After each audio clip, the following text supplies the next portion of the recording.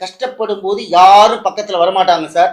நல்லா உணர்ந்துக்குங்க. எல்லாரும் உணர்ந்தவங்க நிறைய பேர் இருப்பாங்க. பந்துக்கள், பெற்ற தாய், தந்தை, சகோதரன், சகோதரி, குழந்தைகள், நீ கஷ்டப்படும் போது உன்னிடம் ஒருவனும் இருக்க மாட்டான். யார் இருப்பார் அப்படின்னா அண்ணாமலையான் இருப்பான். அம்மையார் சொல்ற.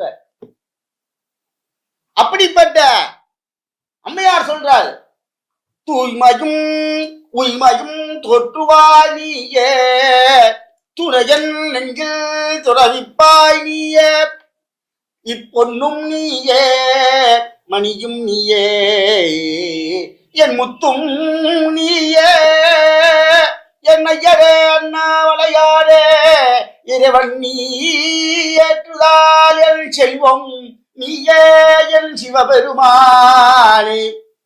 அம்மையார் எப்படி பாடியிருக்கார் பார்த்தீங்களா? அப்படி ஒரு அழகு சார்.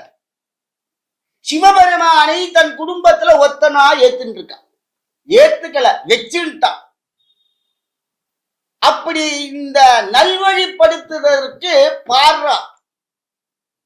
நம்மளாம் என்ன பண்ணுவோம், பக்கத்தாத்து மாமிகிட்ட போய் சொல்லுவோம், என் பையன் இதை மாதிரி பண்றான், என் பொண்ணு இதை பண்றான், என்ன பண்றதுன்னு தெரியலன்னு சொல்லுவோம். அவள்கிட்ட சொன்னேன்னா அது வேற மாதிரி போகும்.